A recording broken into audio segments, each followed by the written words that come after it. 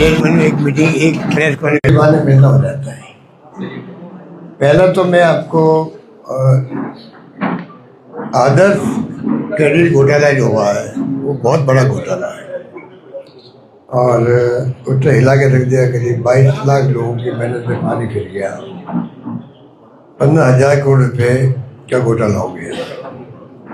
अब इसके लिए जो नेता प्रतिपक्ष जूरी साहब उन्होंने प्रेस कॉन्फ्रेंस भी की और पहले असेंबली में मामला उठाया था,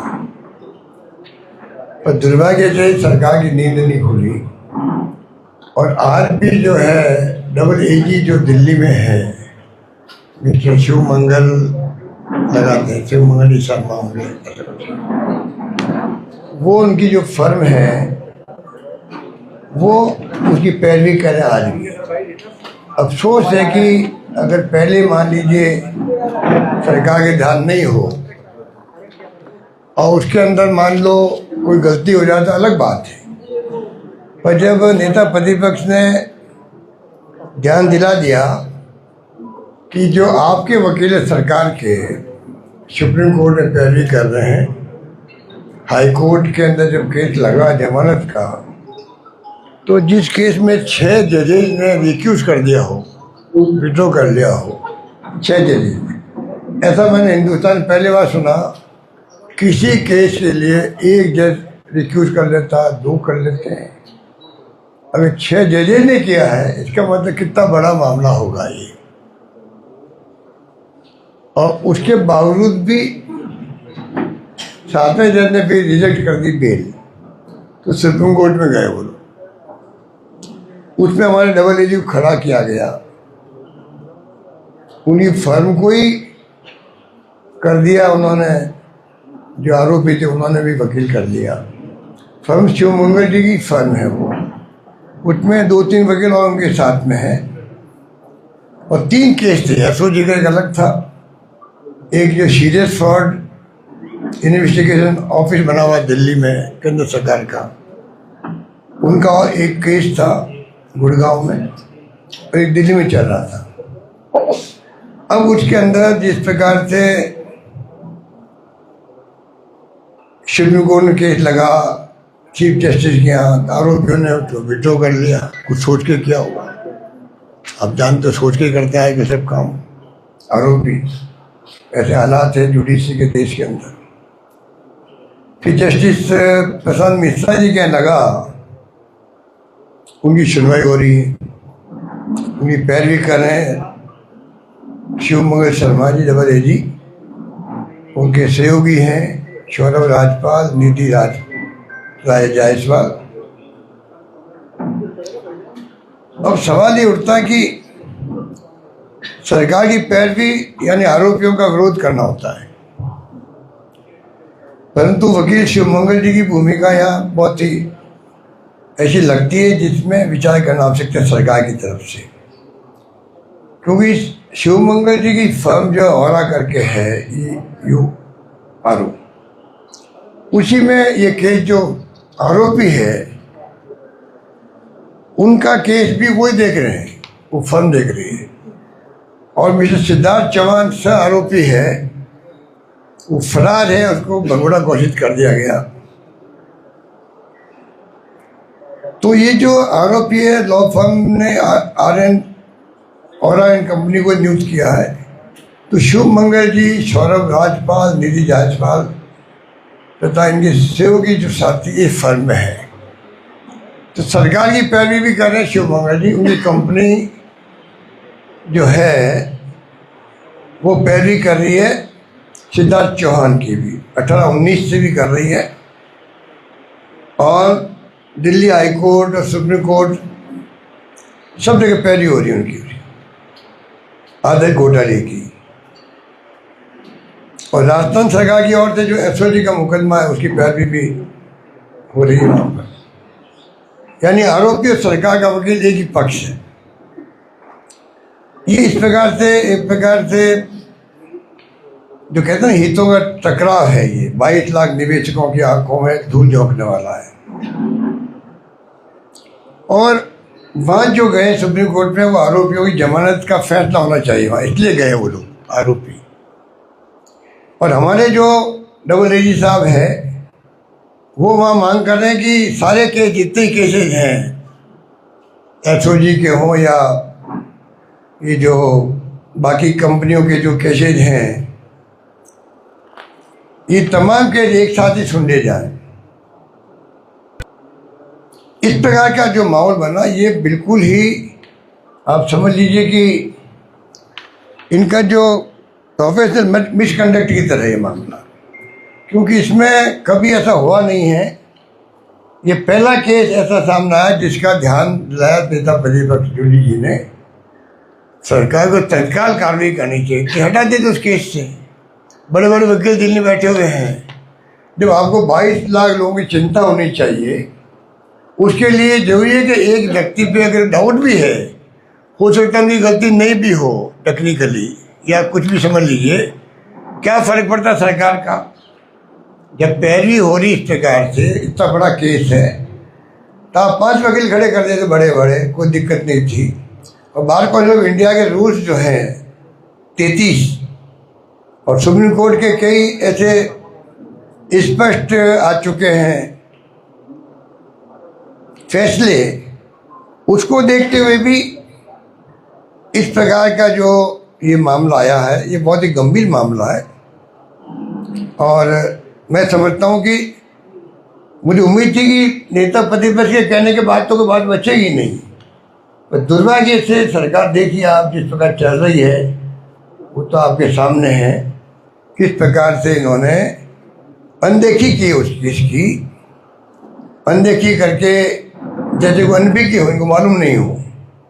जब मालूम पड़ गया इनको, उसके बाद में क्या कारण है कि आप उन्हीं को वहाँ पर रखे हुए हो, उनके खिलाफ कोई एक्शन नहीं हुआ, या हो सकता है उनके खिलाफ एक्शन होना चाहिए था, जांच होनी चाहिए। आप किस प्रकार से आपकी कंपनी को केस दिलवा दिया, आरोपियों का भी, आरोपियों का वकील और ये सत्ता पक्ष के वकील, सरकार के वकील, एक ही जहाँ क्लैश हो रहे इंटरेस्ट वहाँ पे पैरवी कर रहे हैं।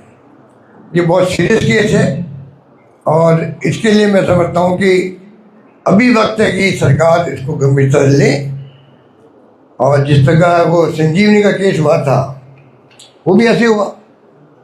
हमने तो करीब 22 महीने लगाए होंगे कई चार्ट अकाउंट को लगाया उसके अंदर कि भाई किसी ढंग से असलियत क्या पहुँचे वहाँ हम लोग, क्योंकि उसमें लाखों लोग, गरीब लोग थे बेचारे, बाड़मेर, जोधपुर, सब जगह के, जो मेरे में आके रोने लग गए थे, 50, 60, 80 साल के लोग, 80 साल के भी।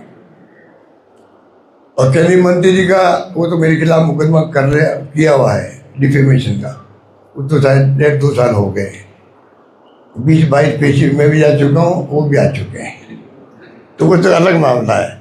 पर जिस प्रकार से उसकी हत्या की गई केस की, आप बताइए कि जो 22 महीने लगे हमें, हमारी नींद खराब होती, 22 महीने के बजाय हम 4 महीने में कंक्लूजन में पहुँच जाते हैं और कार्रवाई कर देते हैं। हमारे 22 महीने और सरकार बदल दी 4 महीने। 4 महीने में हाईकोर्ट ने कहा वापस जांच करवा लीजिए, तो इतनी का 4 महीने में कर लीजिए। 4 महीने में जांच भी हो गई, एसओजी खड़ी होकर कह दिया कोर्ट के अंदर हमारे केस बनता ही नहीं है। आप कल्पना कीजिए, एसओजी वही पहले कहा गया कि ये बहुत संगीन केस है और इनके माता जी का, पिता जी का, पत्नी का, इनका सबके नाम है, जो केस डायरी में लिखे हुए थे वो मैंने बोल दिए, मेरे को केस कर दिया।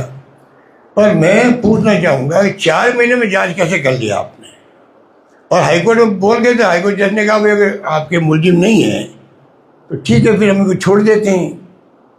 और ये भी कहा अगर कभी एसओजी तय करे नए फैक्ट के आधार पर तो आप लोअर कोर्ट को इतला करके केस वापस चला सकते हैं। अब वो इतने गरीब लोग हैं, इतने गरीब लोग हैं कि ना तो वो जा सकते हैं बार बार कोर्टों में, कहाँ पैसा पड़ा हुआ है, बहुत लाखों रुपए खर्च होते हैं, तो मामला सरकार भी छोड़ रखा है। और सरकार की जो नींद 4 महीने वाली है, इस सरकार से क्या उम्मीद करो कि उनको न्याय मिलेगा? तो ये स्थिति बनी हुई है और ये घोटाला उससे बड़ा घोटाला है जिसका मैंने अभी आपको बताया। एक तो बात ये थी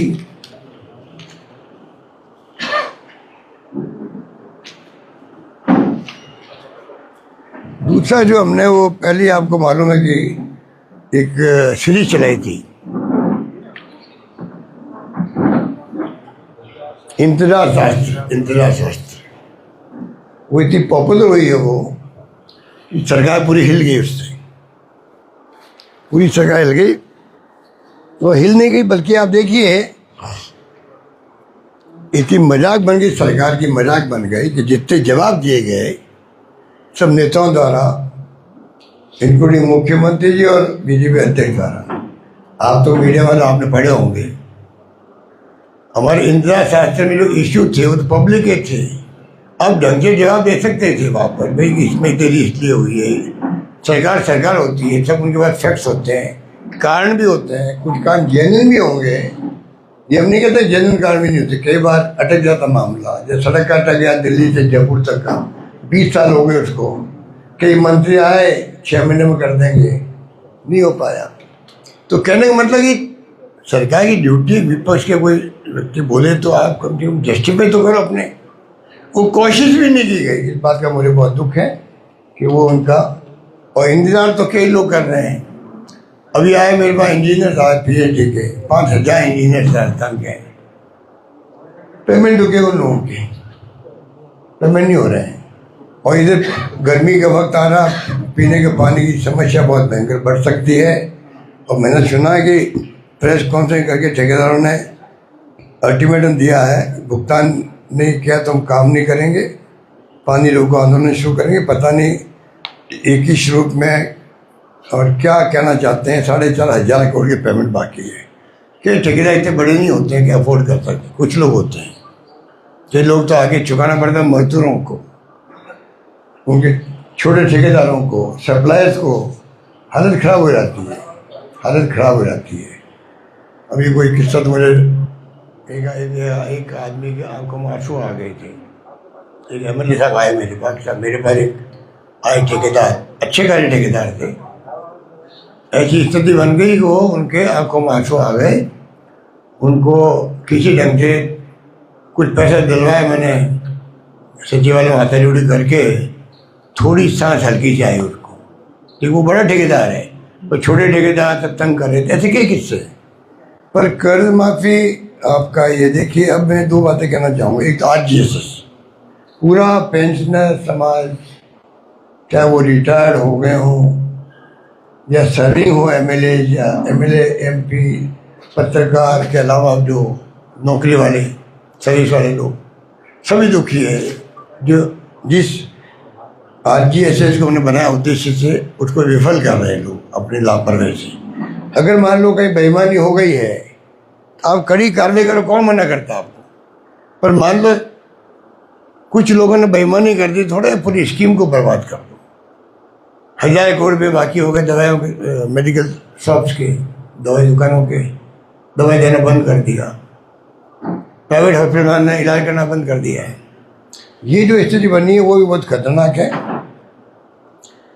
बाकी इंतजार के लिए मैंने कुछ लिखा है कि एक तो देखिए बेरोजगारी भत्ते का इंतजार कर रहे हैं, नौकरी वाले नौकरी का इंतजार कर रहे हैं, पंचायत और नगर निकाय चुनाव का इंतजार हो रहा है, ठेकेदारों के पेमेंट का इंतजार, बोर्ड निगमों के अध्यक्ष बनने का इंतजार, और जो महिला पीड़ित है, क्या हो रहा है आपको मालूम ही है कि किस तरह छेड़छाड़ हो रही है, रेप हो रहे हैं, क्या क्या नहीं हो रहा है। और शिकायत दर्ज नहीं होती है, उसका इंतजार। हमारे वक्त में कंपनी थी, कंपल्सरी मैंने किया होगा, PSU का विरोध था उस वक्त में। एक बार तो उसको रोक दिया गया, मुझे समझा दिया गया। बाद में फिर वापस मैंने कन्विंस होकर मैंने उसको अनाउंस किया कि FIR कंपनी होनी चाहिए। अब FIR के लिए फिरते रहो इधर उधर, इससे दुर्भाग्य की क्या बात हुई है, वहाँ पर वही हो गया, इसलिए तकलीफ आ रहे हैं। अब क्या बताओ, अन्नपूर्णा किट इतना पॉपुलर है, वो जो ठेला वाला। तो मैंने कहा कि एक गाँव में गया, एक 108 साल की उम्र के व्यक्ति थे, उन्होंने करवाया कि मैं अशोक गहलोत से मिलना चाहता हूँ। तो मैं चला गया 400 के पास में, वहाँ पे गया तो वो बीमार टाइप हो गए थे उस दिन। मैं वहाँ हाथ जोड़े और नमस्कार किया, वो भी थोड़ा बहुत नमस्कार किया। 2-3 बाद में मौत भी हो गई उनकी। पर गाँव पूरा इकट्ठा हो गया था उस दिन। वो छेले की बात करना कि साहब छेले बंद कर दिया, वो छेला लेके आ गया। मैं कहा भाई मेरी फोटो हटा देते, इसकी बंद क्यों की? इसको भजन लाल जी अपनी फोटो लगा देते, कायदा भी होता है। पर ये इनकी सोच, नकारात्मक सोच की बात है। इसलिए स्थिति बड़ी गंभीर है। यूरिया का अलग लोग इंतजार करते हैं और ऊपर से किसानों की कर्ज माफी कर नहीं रहे हैं। हमारी मांग है कि किसान बहुत दबा हुआ है, तकलीफ में है, आपको जैसे हमने किया उसी पैटर्न पे राजस्थान के किसानों का कर्जा माफ होना चाहिए, मेरी मांग है। अभी खुद किसान बन गए मुख्यमंत्री जी, तो मैं खुद किसान हूँ और मैं किसान हूँ इसलिए मैं जानता हूँ, समझता हूँ, मेरा अनुभव है। इस प्रकार की भाषा कुछ बोल रहे थे वो। अब उनको पूछो, अगर आप किसान हो तो किसानों हित की बात तो करो। आप कह रहे हो किसान तो 20-25 दिन ही काम करता है एक साल के अंदर, मतलब आपने उनकी बड़ी बेइज्जती करी है। किसान आपका इस बात को लेके इसके में इतना आक्रोश है कि जो महीने आते हैं वो इस बात को भी कोट करते हैं उनसे कि आप देखिए ये इनकी सोच है, मुख्यमंत्री में से क्या उम्मीद करें। कहने का मतलब इस प्रकार के हालात में राजस्थान चल रहा है। रिफाइनरी का मामला जो है, रिफाइनरी आपका जो है वो हालात बड़े गंभीर है उसके। मैंने अभी एक एक्सपर्ट है ऑस्ट्रेलिया के अंदर, बाकी तो हम कर से कहीं नहीं मांग कर रहे हैं अभी जांच करवाओ ये करो, पर एक ऑस्ट्रेलिया में एक केमिकल इंजीनियर है, वहाँ प्रोफेसर भी है, एक्सपर्ट भी है। उनसे मैंने बात करी क्योंकि मुझे इतला मिली कि वो जानकार रखते हैं। तो उन्होंने कहा साहब कि ये कोई मामला जो है, वैसे तो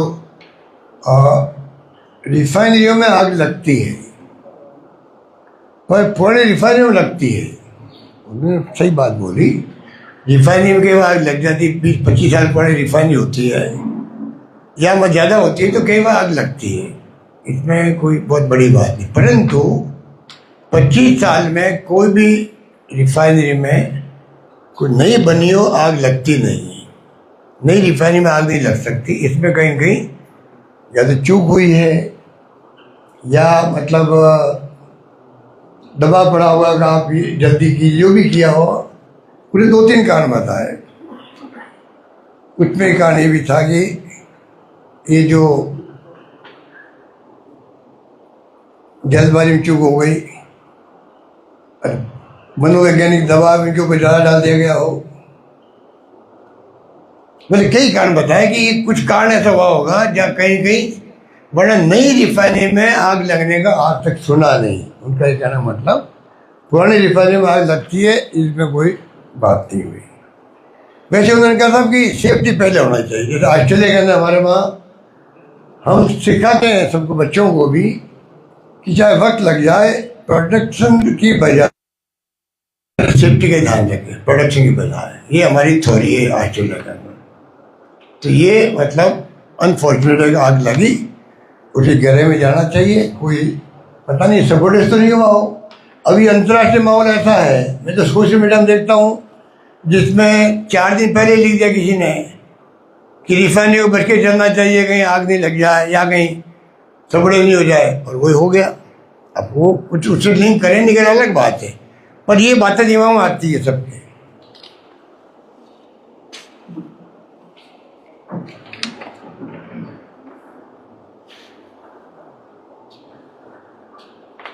ये चुनाव जो है नहीं करवा रहे, तो मैंने पहले ही कहा, बार बार मैं क्या रिपीट करूं, कि संविधान अनुच्छेद 243 उसके अंतर्गत चुनाव टाइम पे होना जरूरी होता है। हमने भी प्रयास किया था, एक बार जो स्ट्राइक हो गई थी यहाँ, तो मना कर दिया हमें हाई कोर्ट ने, नहीं आपको चुनाव टाइम पे करवाना पड़ेगा। हमने स्ट्राइक में चुनाव करवाए और हम चुनाव जीत भी गए थे।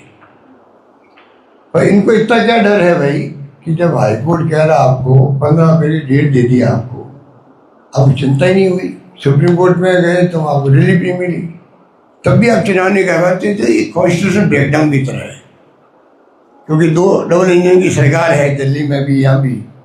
कौन किसको क्या कहे, वरना केस तो फिट केस है कि राज्यपाल को रिपोर्ट भेजनी चाहिए राष्ट्रपति को कि ये कॉन्स्टिट्यूशन ब्रेकडाउन हुआ है और सरकार भंग करो, उसको होना तो ये चाहिए। जो सरकार चुनाव नहीं करवा सके उनके लिए क्या कहें। बाकी तो भी ये पंचायत राज में पता नहीं क्या क्या बोलते रहते हैं, महिलाओं की बात बोलते रहते हैं। महिला पे आ रहा हूँ मैं लास्ट में भी। महिला बोर्ड का अध्यक्ष तक नहीं है, महिलाओं की बातें लोग कर रहे हैं। शिक्षक भर्ती में कहा 33 से बढ़ा के 50 कर देंगे और नोटिफिकेशन जारी नहीं किया। तो ये स्थिति गवर्नेंस की देखें तो बहुत ही कहना चाहिए कि स्थिति बड़ी नाजुक है राजस्थान में। अब ये इनको पता नहीं, क्योंकि हवा में उड़ते रहते हैं ज़्यादा, तो ज़मीनी हकीकत से मालूम नहीं हो रहा है। उड़ना कोई बुरा नहीं है, क्योंकि रास्ता इतना बड़ा है तो आपको हवाई जहाज और हेलीकॉप्टर चाहिए यहाँ पर। इसमें हम कोई एतराज़ नहीं कर रहे हैं, पर ये जरूरी है। इतना बड़ा राजस्थान है तो हेलीकॉप्टर हो, और फिर कोई नया न्यू प्लान मिल जाए किसी को, फिर कहने ही क्या है, बार बार मंगाने के बजाय दिल्ली से आराम हो गया, अच्छा है, परेशानी सरकार कम हुई है।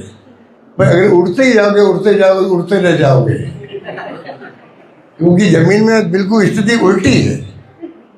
आप किसी को पता कर लीजिए, आप लोग मीडिया वाले, हम आपको भेजेंगे, गाड़ियों में भेजेंगे, बसों में भेजेंगे, आप चौक भेजोगे, रास्ता के सर्वे का कह रही आप लोग, आपको मालूम पड़ेगा स्थिति कितनी मतलब दयनीय है पब्लिक की। हमें चिंता पब्लिक के लिए बोल रहा हूँ मैं, हमें कोई सरकारी चिंता थोड़ी हुई। चिंता है पब्लिक परेशान हो रही है, करप्शन बहुत बढ़ गया नीचे तक, ग्राउंड तक बढ़ गया करप्शन। बिना तो पैसे कोई बात हो ही नहीं रही है, जिलों में भी, तहसील में भी, नीचे भी, ऊपर भी। भयंकर है, भयंकर है। कोई सोच नहीं सकता इतना करप्शन हो गया है, और गवर्नेंस नाम की चीज नहीं है, काम लोगों को हो नहीं रहे हैं। चारों ओर से हाहाकार मचा हुआ है, और सारे लोग हमारी स्कीमों को याद कर रहे हैं, सारे लोग हमारी स्कीमों को याद कर रहे हैं। आप कहीं जाओगे, मतलब ये तो क्या कोई एक जगह की बात करूं, मैं कह रहा हूँ हर जिले में, हर गांव में आपको एक ही बात मिलेगी। ऐसा कभी आज तक माहौल मैंने नहीं देखा रहता जो मैं अभी देख रहा हूँ। ये स्थिति है। कोई क्वेश्चन वगैरह पूछेंगे महिलाओं को? इतना पसीना आ रहा है, कुछ वो भी होगा। देखिए, महिलाओं को लेके जो आरक्षण की बात हुई है,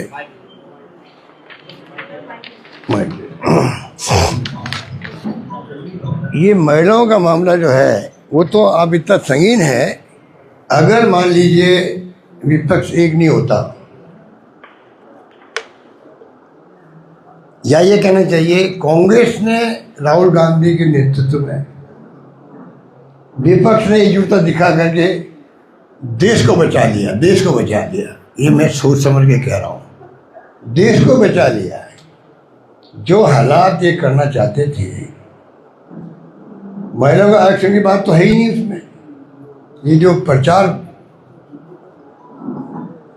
प्रधानमंत्री जी आप संबोधन करो देश को, अरे देश को संबोधन होता है देशवासियों के लिए होता है, उनको समझाने के लिए होता है कोई बात को, देश हित की बात समझाना होता है, राजनीति करने के लिए नहीं होता है। मोदी जी ने जम के राजनीति करी, जम के 50-60 बार तो कांग्रेस का नाम ले लिया, तमिलनाडु और बंगाल की महिलाओं को भड़का दिया। ये क्या हो रहा है देश में? ये मामूली मत समझो इसको आप, मतलब आपको हम क्या मामूली समझें? पब्लिक को भी समझना पड़ेगा, देश की दिशा में जा रहा कोई नहीं जानता है, किस दिशा में जाएगा कोई नहीं जानता। ये स्थिति है। आपने महिला आरक्षण तो 2023 में हो गया, पक्ष विपक्ष मिल के किया, और इतना सीरियस मामला था। आप बताइए मुझे, कम से कम उनको मालूम था बगैर विपक्ष के हम लोग इसको पास नहीं करवा सकते। उसी गंभीरता से अगर ये लोग चलते तो पहला काम होना चाहिए था इनका कि ऑल पार्टी मीटिंग बुलाते, ऑल पार्टी मीटिंग, जो बार बार खड़गे साहब राहुल जी कह रहे थे, नहीं माना नहीं माना। दक्षिण के मुख्यमंत्री बुलाते, प्रधानमंत्री खुद बुलाते, 1 to 1 बात करते या बैठ के बात करते, भाई हमारी मंशा ये है आपके हित सुरक्षित रहेंगे। अगर पीएम बुला के कह दे तो आप बताइए कितना बड़ा असर पड़ता है। वो सब कन्विंस होते या वो अपने आप को कन्विंस करते।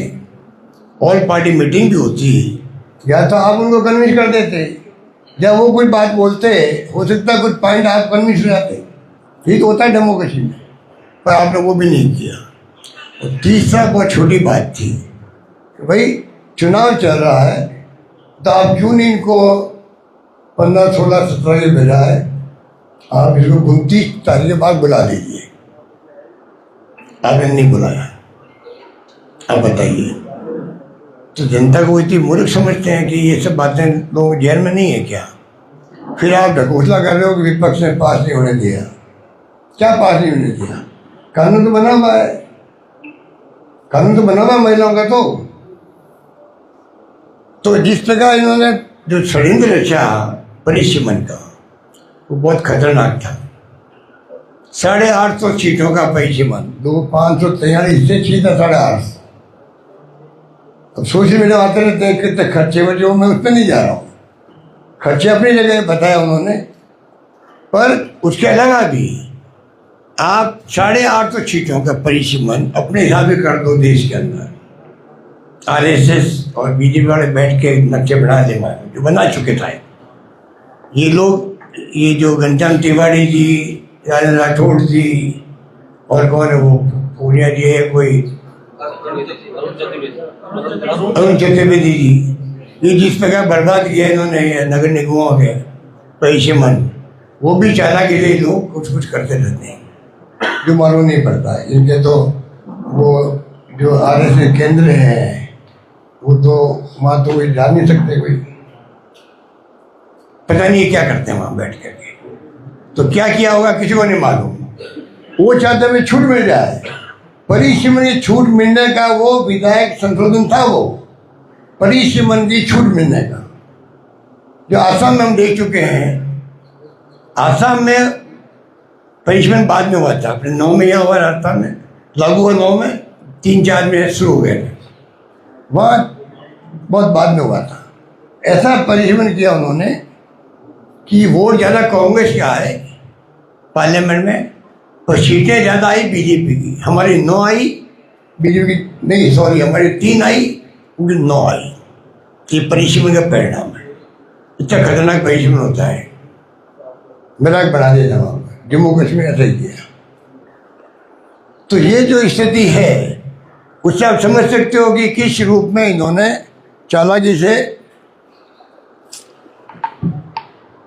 उसको लेके आए। और जो प्रधानमंत्री की स्पीच थी आपने भी सुनी होगा, उसके अंदर क्या फायदे मिलेंगे, क्या नुकसान होगा किस पार्टी को। ये स्पीच दी प्रधानमंत्री जी ने कि 23 में किसी को, 24 में किसी को फायदा नहीं मिला क्योंकि आप सबने साथ दिया, अब साथ नहीं दोगे तो आप सबको नुकसान मिल जाएगा परमानेंट। मतलब हमारा नुकसान जनता प्रधानमंत्री करने लग गए हाउस के अंदर। ये तमाम तमाशे देखे, उसके बाद में मैदान में उतर गए आप। ये संबोधित कर रहे हैं देश को, फिर देशवासियों को, फिर पूरी पार्टी को भेज रहे हैं, मुख्यमंत्री को भेज रहे हैं, सब जाके आप महिलाओं को कन्विंस कीजिए। और मैं आपको आज कहता हूँ इनको मुँह की खानी पड़ेगी, क्योंकि कांग्रेस कह रही है हमें 542 जो है कानून पास किया हुआ है, आप तो कर दीजिए उसके अंदर ही, ओबीसी को मिला दीजिए। अगर आप में साथ है, करना चाहते हो, कमिटमेंट है महिलाओं के साथ में, कानून पास हुआ है, आप तो आगे बढ़िए। कम से कम पहले फेज में 542 में कर दीजिए।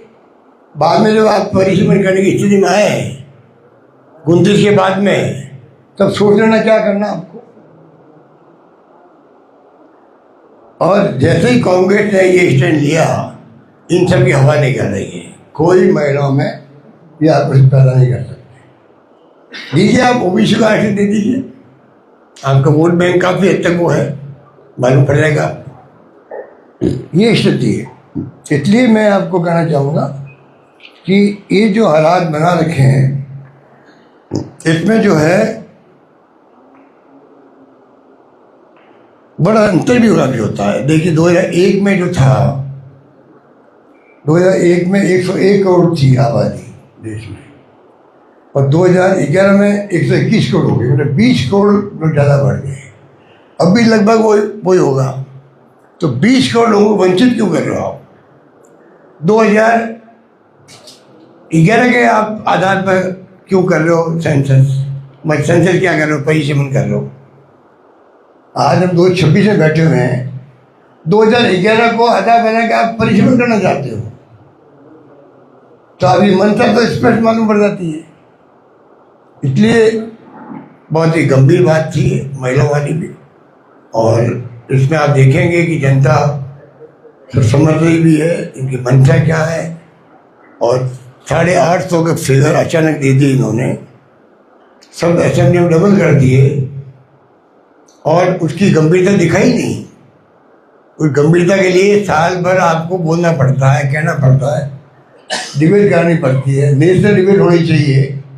ये जो हुआ है 850 डबल असेंबली वाला, मैं कहना चाहूँगा आपको, इतना बड़ा मुद्दा था, पार्लियामेंट सब कमेटी में भेजते, नेशनल डिबेट करवाते, पूरे देश के अंदर डिबेट होती साल भर तक।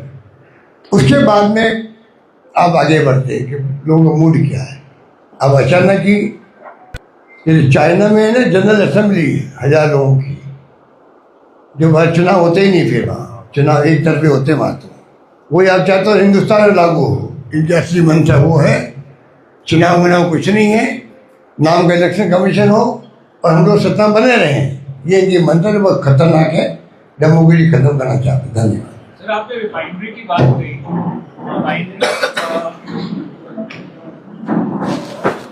आज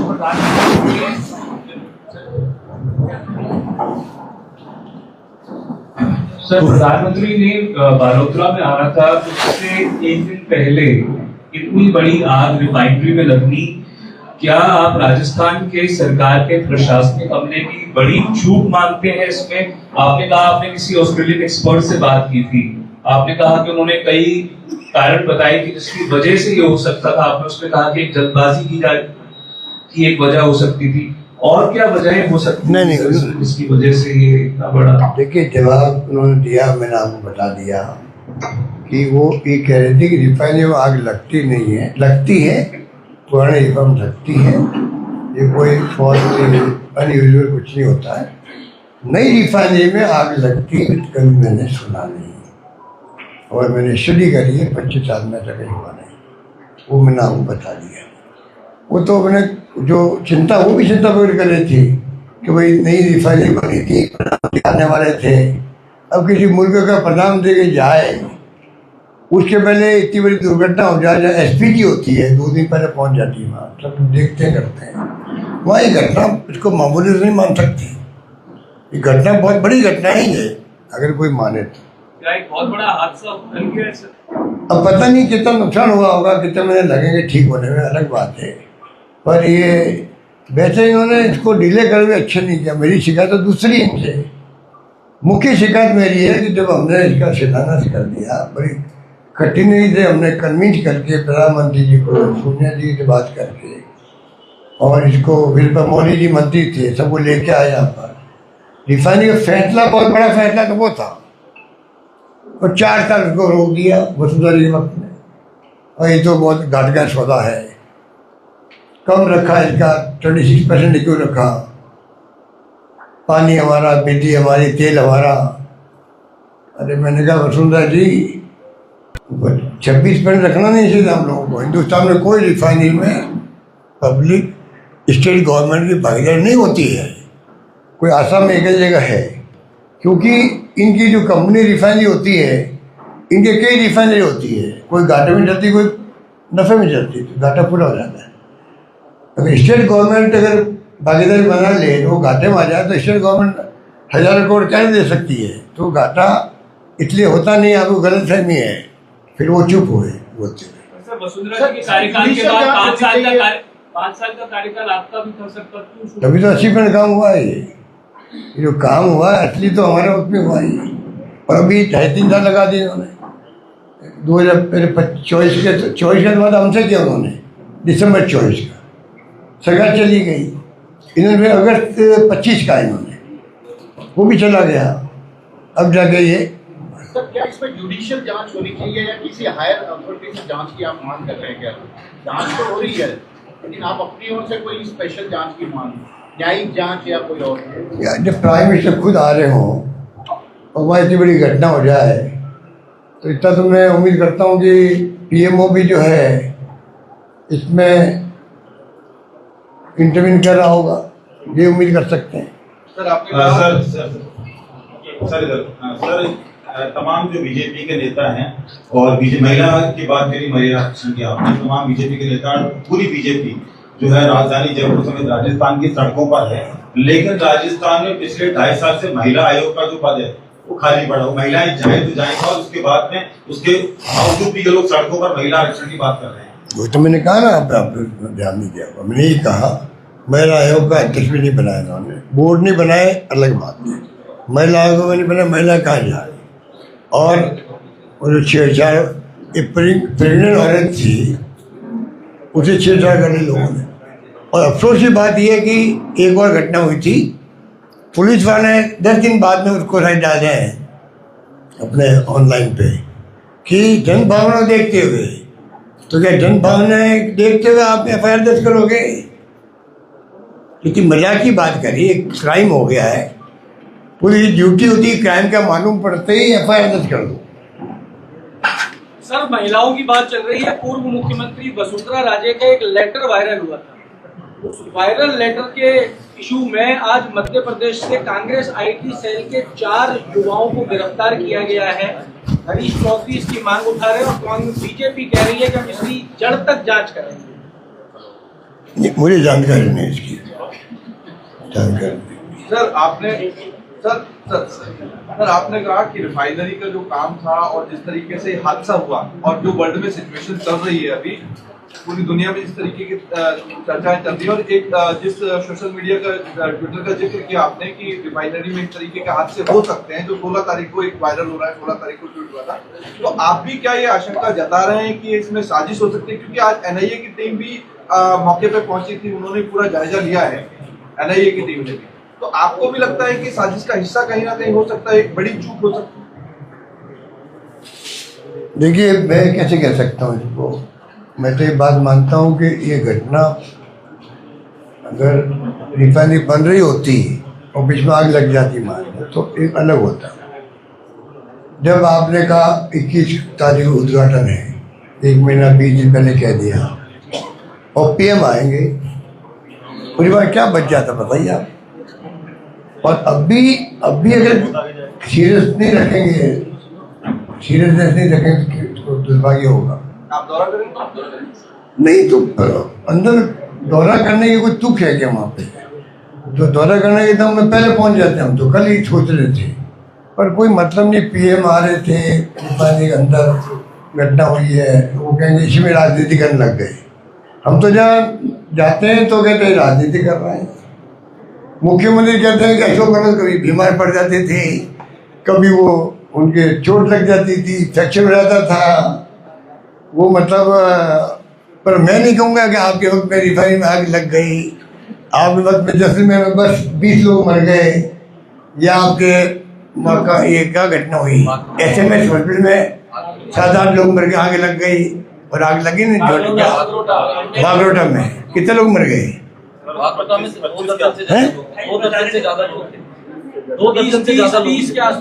कितने लोग बताओ? अनेकों लोग थे। अब बताइए, तो मैं नहीं कहूँगा कि ये आपके आँख क्यों लग रही जगह पर वो तो कहते हैं कि आपके लग गई, आपके ये हो गया, आपके वो हो गया। हेलो सर, मैं नहीं कहूँगा। मेरा सवाल ये है, आपने अभी कहा कि पत्रकार ग्राउंड में जाए, कहीं पे जाके पता करें कि क्या स्थिति है। आपने भी कोई अपना सर्वे कराया कि वर्तमान स्थिति क्या है? क्योंकि आपके रोज मेरे हमारे विधानसभा में आपके बहुत सारे लोग हैं, आपके तो बात सुनो, आप बहुत रोज सारे लोगों की मदद की आप शाम को मैंने आइए 6 बजे चाय पीने के लिए, आपको मालूम पड़ेगा कि वहाँ 100, 150, 200, 250 लोग आते रहते हैं वहाँ। इससे बड़ा फीडबैक मुझे, और राजस्थान भर के लोग आए हैं, गाँव के लोग आते हैं, बताते हैं कि मेरा इलाज हुआ, मेरा पैर कट गया तो ये हुआ, मेरा हाथ कट ये हुआ, मेरे घर में क्या हुआ। आपको अच्छा लगेगा कि लोग फीडबैक देते हैं आकर के। साहब, मेरा ये कहना था, संजीवनी मामले में आपने कहा कि एसओजी ने पहले अलग रिपोर्ट थी, बाद में अलग रिपोर्ट थी। जब आप मुख्यमंत्री थे तब गजेंद्र सिंह और उनके परिवार के ऊपर आरोप लगाए और सरकार बदल गई तो वो 4 महीने में 5 महीने में चेंज हो गया। तो ये माना जाए कि एसओजी सरकार का तोता है, पहले आपके लिए बोल रहे थे, अब सरकार चेंज हो गई तो उनके लिए बोल रहे हैं। हमारे लिए क्या बोल रहे, मैं ये तो कह रहा हूँ 22 महीने लगे, 22 महीने लगे तब भी जांच पूरी नहीं हो पाई, और जो जांच हो रही थी उनमें इनके नाम आ रहे थे। ये तो मैंने कहा, और करीब करीब जांच पूरी होने वाली थी, उसके बाद 4 महीने में ही पूरी जांच कर दी। 22 महीने का 4 महीने का, और क्लीन चिट दे दी। इसको क्या कहेंगे? अब तोता आपने कहा तो वो तोता आपका सब हो सकता है। मैं तो ये कहूँगा कि इन एजेंसियों को इंडिपेंडेंटली काम करना चाहिए, चाहे ईडी हो, इनकम टैक्स, सीबीआई, एसओजी कोई हो। ये प्रीमियर एजेंसी होती है। एसओजी भी बनाई गई तो प्रीमियर एजेंसी के रूप बनाई गई है, वरना पुलिस है ना, पुलिस के अलावा क्यों बनेगी एसओजी को? इसलिए कि ये प्रीमियर एजेंसी राजस्थान की है। इनको मतलब कम से कम निष्पक्ष होकर काम करना चाहिए। एटीएस है, एसओजी है, क्यों बनाई गई है? ये भी पुलिस की तरह व्यवहार करेगी, बनाते नहीं फिर। तो मेरा मानना है कि ये 4 महीने वाली जो घटना है ना, ये तो आप समझ सकते हो 4 महीने में क्यों हुआ होगा, इंक्वायरी पूरी कैसे हो गई होगी। अधिकारी तो वही है, आईपीएस अधिकारी वही तो दुर्भाग्य है कि सरकार बदलते ही दबाव में आए होंगे, दबाव पड़ा होगा उनके ऊपर, कोई कारण हुआ होगा ना। भाई 22 महीने लगा दिए और 4 महीने, और वो कहते हैं हम उनके विरोधी हैं। हम तो विरोधी थे नहीं, वो अपना केंद्रीय मंत्री थे, राजस्थान के जोधपुर के थे। मेरा व्यक्तिगत क्या था उनसे, कोई, मैं तो 4 साल 10 साल में कभी एक शब्द काम नहीं लिया उनके खिलाफ में कभी। और ये घटना तो ऐसी थी जो पब्लिक की थी, उसमें एज ए मुख्यमंत्री मेरा ड्यूटी बनती थी, एज ए गृह मंत्री भी, कोई आगे कहे साहब देखो हमारे ये घटना हुई, मेरे 50 लाख, मेरा 1 करोड़, मेरे 25 लाख डूब गए हैं, और ये घटना तो जांच तो होगी, उसकी जांच मेरे से पहले से हो रही थी शायद, मेरे ख्याल से।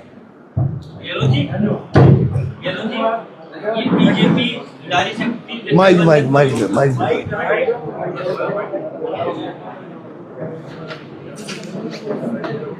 माइक आ गया, माइक आ गया। गहलोत जी, ये भाजपा जगह जगह प्रदर्शन कर रही है नारी शक्ति बंधन को लेकर, इसके लिए क्या कहना चाहेंगे? ये क्यों प्रदर्शन कर रही है?